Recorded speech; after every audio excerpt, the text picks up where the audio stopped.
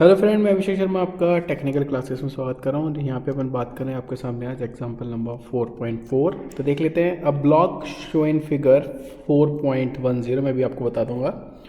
Wing 35 kilo Newton is supported by the 3 wires, यानी 3 wire से कुछ वजन लटका हुआ है जो कि 35 किलो न्यूटन का है।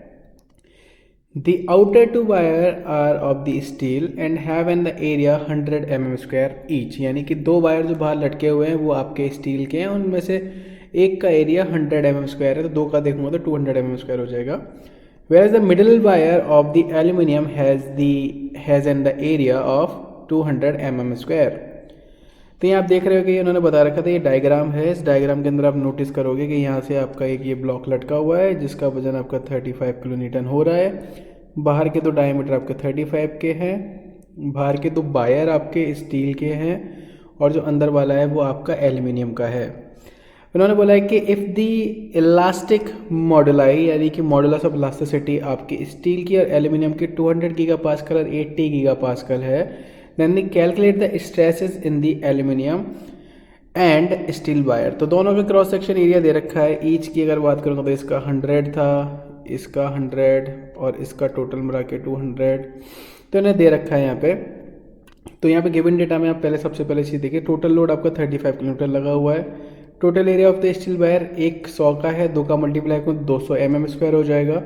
एरिया ऑफ एल्यूमिनियम 200 mm² हो गया। Modulus of elasticity of steel 200 giga pascal, जिसको मैंने आपका मेगा पास्कल में चेंज कर लिया, 200 इंटू 10⁻3।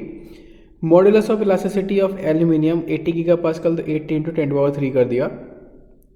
सबसे पहले मुझे यहाँ पे आइडेंटिफाई करना है, क्योंकि ये दोनों ब्लॉक आपके एक तरीके से अटैच्ड है यहाँ पे, तो इनमें जो डिफॉर्मेशन होगा वो कांस्टेंट होगा। क्या होगा कि जो एल्यूमिनियम के अंदर डिफॉर्मेशन होगा वही डिफॉर्मेशन आपका स्टील के अंदर होगा।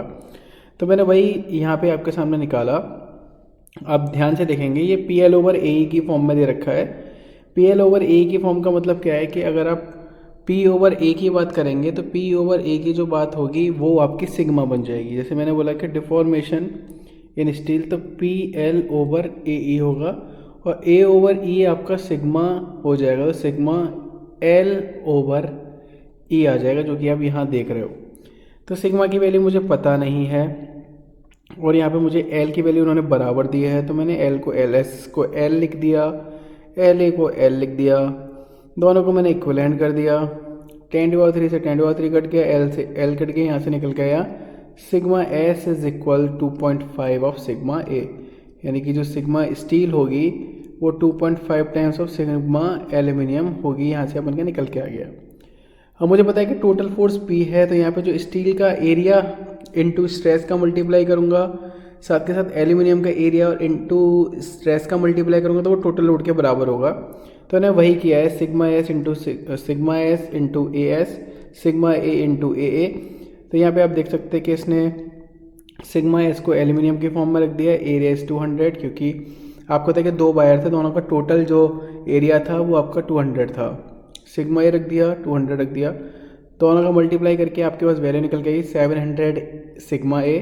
तो सिग्मा A की वैल्यू यहाँ से कैलकुलेट हुई तो 50 मेगा पास्कल, और सिग्मा S की वैल्यू आपके पास पता है कि 2.5 टाइम्स है, तो 1.5 टाइम्स है, तो 2.5 इंटू 50 यानी कि 125 मेगा पास्कल हो गया।